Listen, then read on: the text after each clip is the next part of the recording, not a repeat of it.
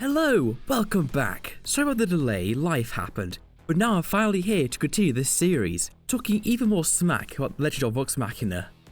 Obvious warning is obvious. This is a part 2, go watch part 1. In the acid? You have to be insane to go in! I'm going in! We shall start with the most positive thing I'll ever say in this video series. Grog is the best character in this show. He's the only character written with a hint of self-awareness, which makes him fun to watch and genuinely got some chuckles out of me. Well, chuckles that weren't insane barks of laughter from what I was experiencing. He's not perfect by any means, but at least there is one thing that is redeemable about this show beyond the occasionally pretty backgrounds. If you must watch this show, know that Grog will occasionally give you an oasis of relief from the sheer audacity of this show.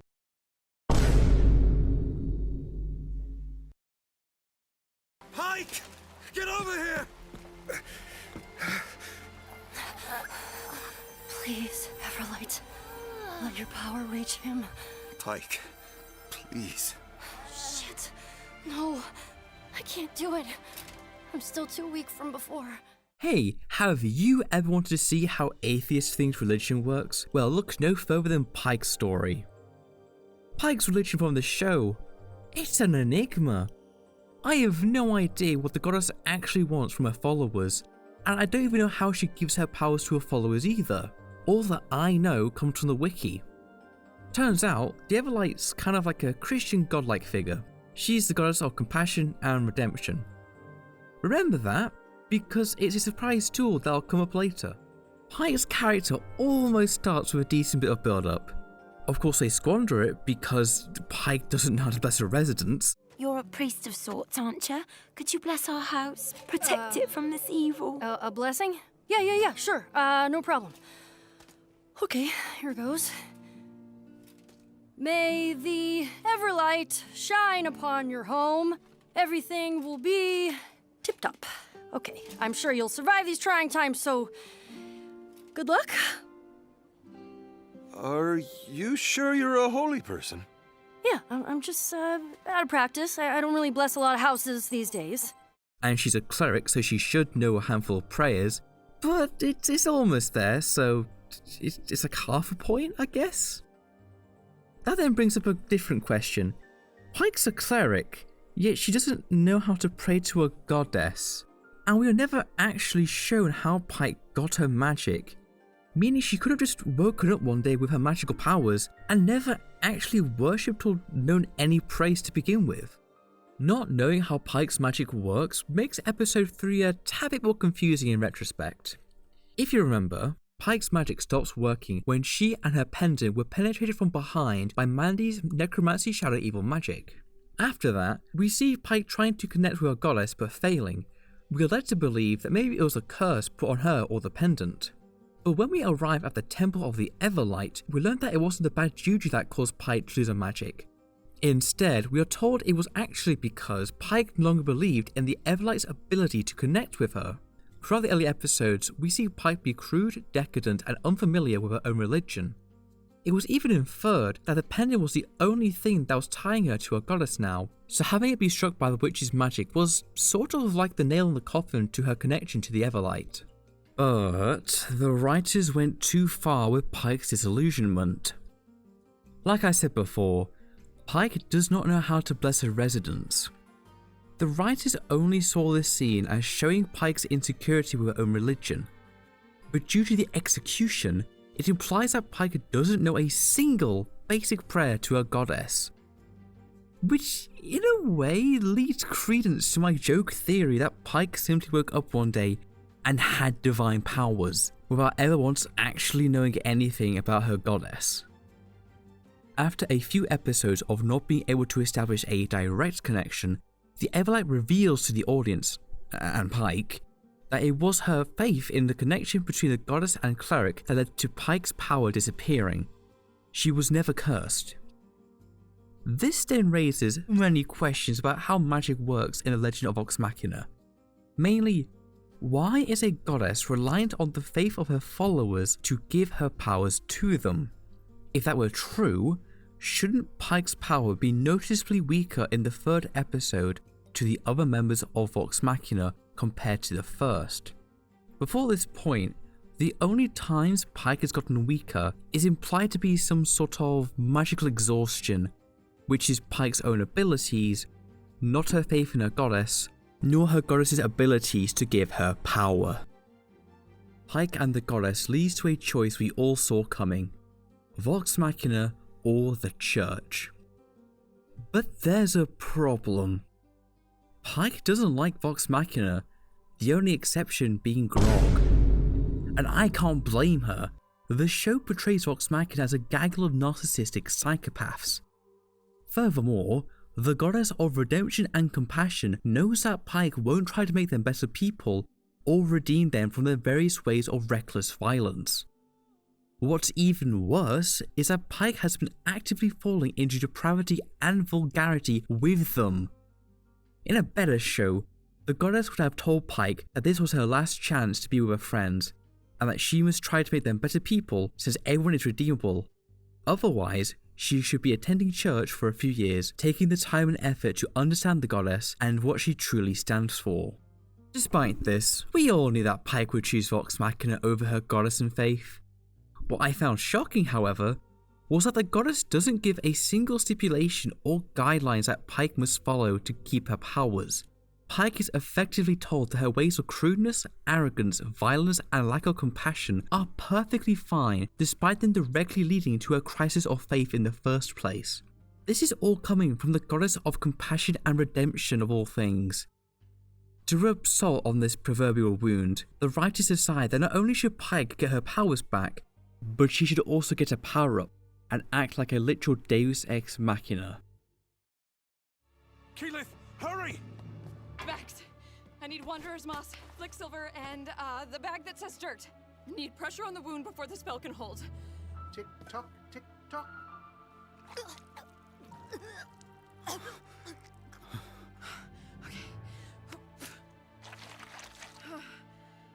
You can do this.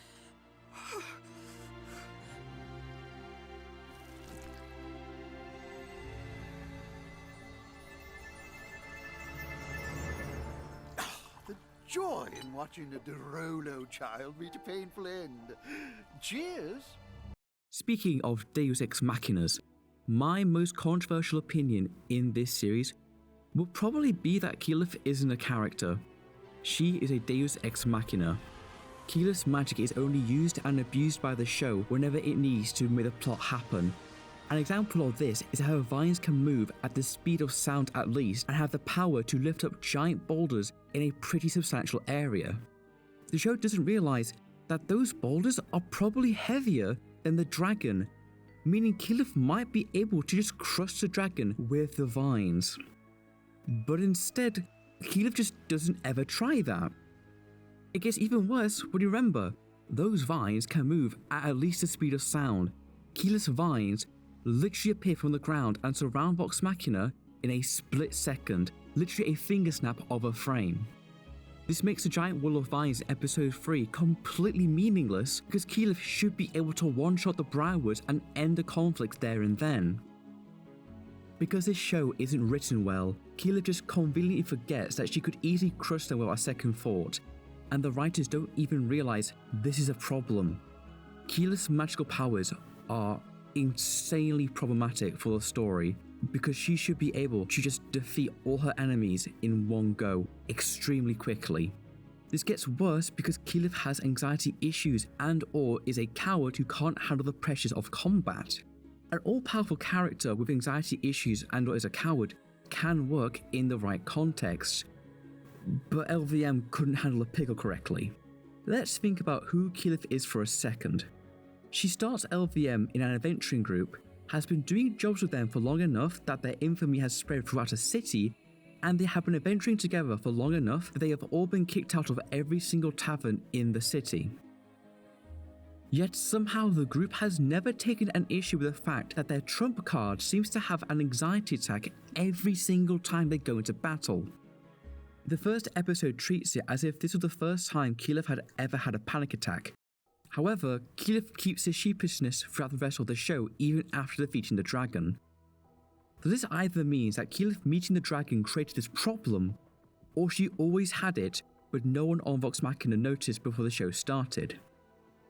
If the show gave us backstories for the characters we were following, fleshing them out more and so on, this could have been answered. Too bad this was Percy's season and not Vox Machina's season.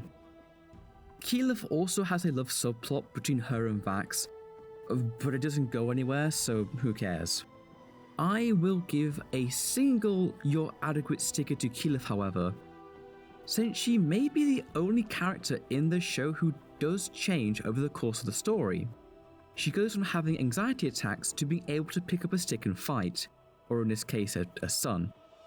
Sure, the character arc in itself doesn't make sense in the context, but at least it's a character arc. Now you might be wondering why I don't count Percy's character arc. Patience, my viewer. I'll divulge why in a couple of characters. The twins, Vex and Vex, she shoots, he hides in the pitch. They're stealthy and quite deadly, but I forget which one is which. He's Vax. She's Vex. I originally had a short paragraph of both, but I realised that they left such a small impression on me that I didn't really have much to say, except that they were present and Vex was leader of the group, and Vax had a love subplot that went nowhere with Keyleth. Can we just step back here? They made it an ensemble show where most of the characters don't actually matter to the story because they decided to make it about one character rather than the group. Maybe Season 2 fixes all of these issues. Maybe Season 2 is the next coming of Christ. Who knows? Not me. Because when your first impression is this bad, it's hard to find the will to continue consuming anything made by the same people. Hey, pretty boy! Hey, over here!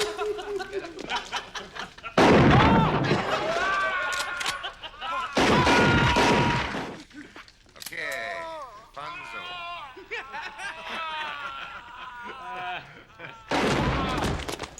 Okay, let's get out of here.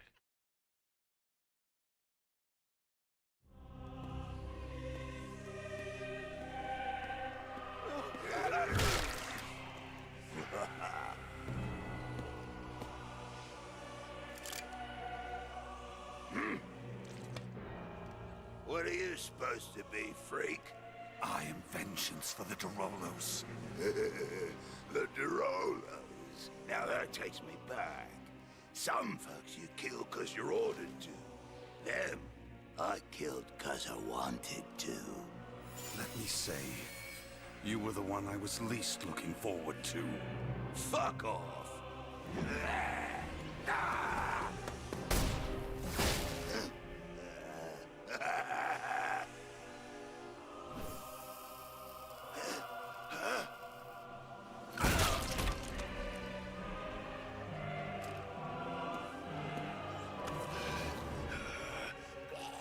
I wanted you to know it was me.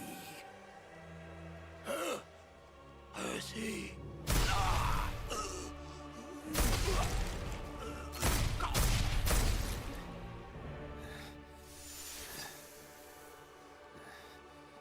Percival!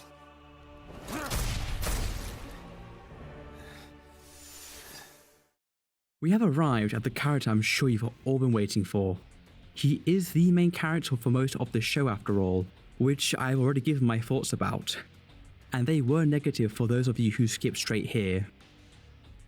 Like Pike, his character arc is completely circular, starting off as a posh, holier-than-thou type and he ends exactly like that. At least with Pike, she had a dip in her character before coming straight back. Percy didn't even have that, since the only times he would become an edgelord was when he was confronted by the Briarwoods. This circularity in Percy's character happens because the show doesn't show us anything about him before the main story starts. Before the Briarwoods appear in the story, Percy is just some posh guy who doesn't want to even be a part of Vox Machina, and for all I know, he will go straight back to that in Season 2. If you wish to know more about my feelings about Percy, please go watch the previous video since the whole story is about him in the first place, so I gave most of my thoughts and feelings about him there. In regards to Percy's edginess, must I even mention it? I don't know how anyone watching the show took Percy seriously, especially after he puts on the Plague Doctor mask. And with the show's lack of self-awareness, he goes from super serious to completely silly that you cannot take it in any way seriously. It's a wonder the writers had such dull minds that they didn't realise they made Percy too edgy. Maybe they actually thought he was intimidating and scary as he gives off black smoke and talks like he has a Shadow the Hedgehog OC. If you took Percy's edginess seriously and didn't find it all a big joke, then I recommend you expand your horizons and read some good dark stories, such as Joe Abercrombie's The Blade Itself, a book I have personally enjoyed. Discuss a future where you're still breathing. Oh, you seem to think this is a negotiation. Don't!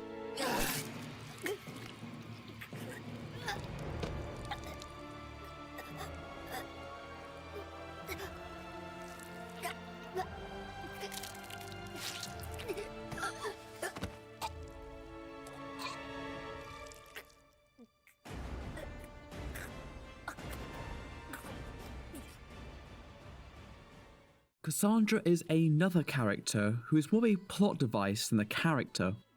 She only exists for two reasons: to get a Dorolo family member to kill Azula. The other was to allow Percy to keep adventuring, while not technically abandoning the responsibilities he should have after retaking Whitestone. Cassandra also has the honour of being the worst voice actress in the entire show. Percy! She may have something we can use. They kept her alive for a reason. She has a point. Your mind is unlike any I've come across. You controlled me for years. Now it's your turn to suffer. What was the ritual meant to do? Answer me!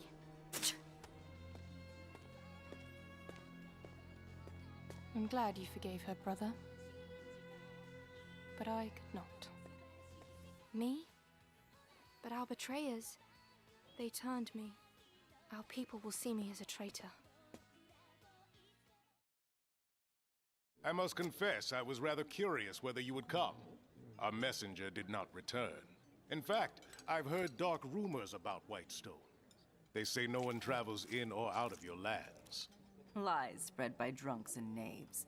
If no one left Whitestone, would we be sitting before you, Sovereign? Perhaps. Or perhaps I might be forced to send a garrison of troops to check on your city. You won't need to do that.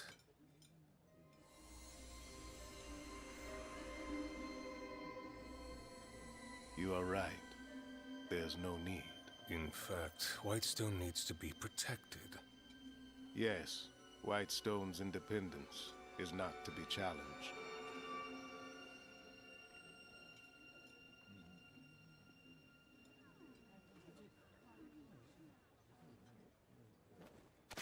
Woohoo! Nice catch. The Briarwoods are the most generic Saturday morning cartoon villains I've ever seen, and I've watched the early DC animated cartoons. But they didn't have to be. The Briarwoods are a couple of nobles of unknown rank who made a pact with a dark god to allow the husband to live on.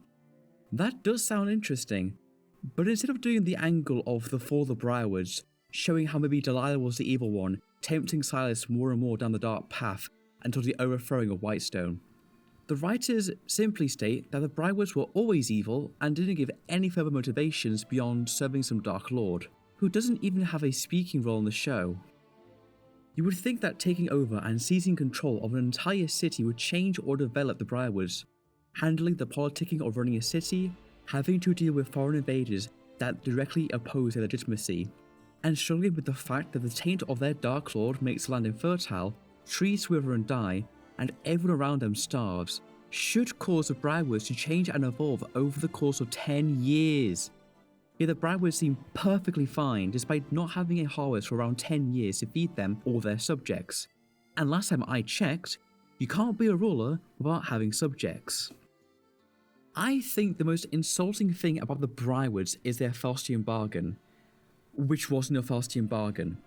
A Dark Lord legitimately just made Silas a vampire, gave Delilah evil magic, gave them money, people, and the power they needed to take over an entire city, rule that city for 10 years despite being illegitimate usurpers, and survive for almost long enough to see the Dark Lord made manifest. So when the Briarwoods go to the Emperor's Feast, the show retroactively makes them seem like complete idiots for messing everything up at the very last moment, jeopardizing everything they've done, and even their own lives. How can you write this story down and not see the blatant problems you create? Well, it's simple actually. I fully believe this show, despite being a complete story and not episodic, was written episode by episode. This means that once they wrote down the script for an episode, they didn't go back to change anything in the previous one. So my guess is that they didn't really know what to do with the Briarwoods fully until they did the backstory in one of the later episodes, which in turn creates this problem where it feels like they wrote 4 different antagonists, because in a way, they did. I originally wrote more about the Briarwoods, but I think my point is clear. They were an interesting idea that had a horrible execution. The show doesn't know who the main antagonist was either, since Silas was shown to be the big bad at first, but then after episode 3 he didn't do anything until he dies. Mandy was the one who sort of fulfilled that role of the main villain afterwards, but due to the execution of her execution, her death became more a liability to the show and not something desirable. Of course it was me. I championed you because you're a bunch of witless oafs who no one gives 2 shites about. You've been lucky so far, but you have no idea what you have gotten yourself into. David Tennant is a twist villain in that you're surprised they could afford him for the role, given how low budget the animation looks. I believe they only had $4 million in budget, so spending a lot of money on an actor for only 2 episodes is quite the interesting choice, since I thought the point of LVM was that the main cast were already a bunch of famous voice actors. Oh right, David Tennant's character is called General Krieg. He's a twisted villain, and he's evil. That's about it. Friends, in recent weeks, Tal'Dorei has been beset by evil, wearing the faces of monsters and men. I relied on my best judgment to meet these threats, but sadly, that judgment was greatly corrupted. The truth is, I allowed strangers into our midst, entrusting them with power they never should have had. Vox Machina saved us from this threat, yet again. They showed me that the wisdom of a group, no matter how unconventional, outweighs that of the individual. There is foresight in friendship. My weakness put the realm in jeopardy, but never again. And so, with humility, I hereby renounce the throne and cede the government to the Council of Tal'Dorei. Uriel Septon II has been mind-controlled, subverted by his enemies, and is incompetent as a ruler and a character. I don't think there's a single smart decision the Emperor makes in this show, especially when he commits such a sudden transfer of power that the entire Empire should have had collective whiplash.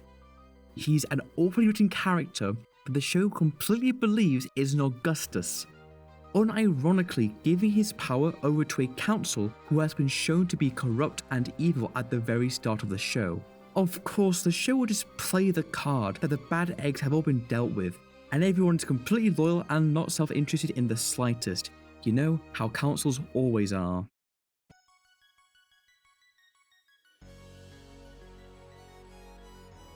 I've made it no secret that I do not like the individual characters that make up Vox Machina.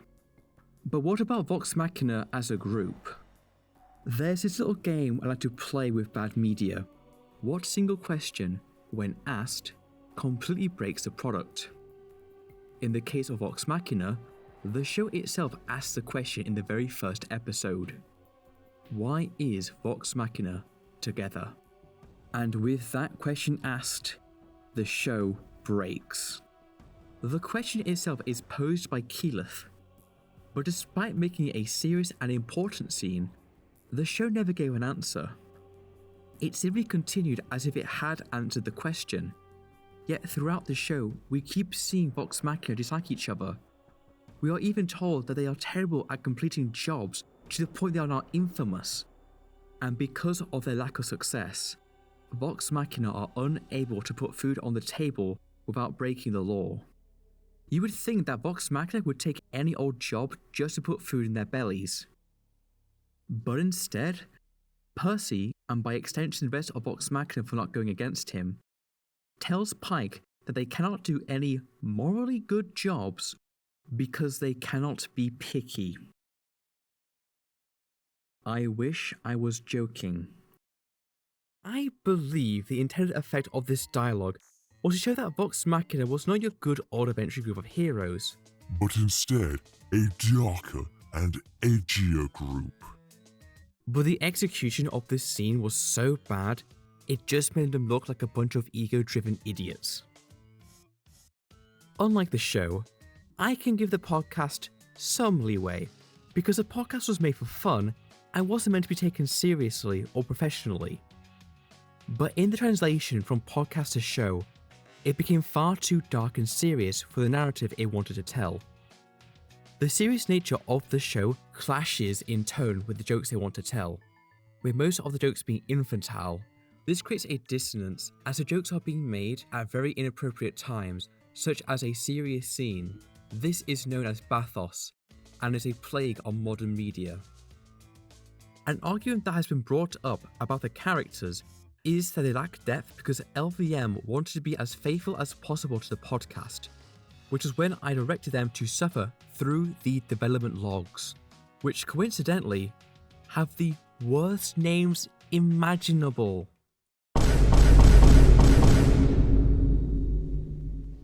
You will find that the idea that the show was being as faithful as possible was just an assumption made to justify the weaker elements of the show, which from my point of view is most of the show. For those of you who didn't watch the development logs, there's a line by one of the lead writers which states that they wanted to do a reimagining of the podcast story instead of a one-to-one recreation. And given the fact the first 2 episodes are completely made up and are not tied to the podcast at all, they were taking any liberties during production for the story. Matt would always sit down and say, yeah, no, this is the way it was in the campaign, but if this is better, let's talk about it, let's litigate it, let's investigate it, let's rattle test it. There's things we were like, oh my God, he'll kill us. And then he was like, no, that's fine. We're like, we were worrying for 3 days about this. To end this video, I want to remind you that Vox Machina are a group of bloody criminals who have no qualms with committing acts of untoward violence on others. The first major thing we see Vox Machina do is disarm a man, start a bar fight, not pay their bar tab, destroy the bar that they owe the bar tab to, and public indecency. These are meant to be the heroes of our story, the people we can get behind and root for when the going gets tough. If you like any of these characters as people, I just want to remind you that this group were all okay with chopping off a man's hand for telling them the truth. They are a group of vagabonds who use the title of adventurer to get away with their crimes. Like the last video, this video took multiple tries to get right, so I hope you enjoy the final product. If you have any critiques or just want to send me a message, please leave a comment down below.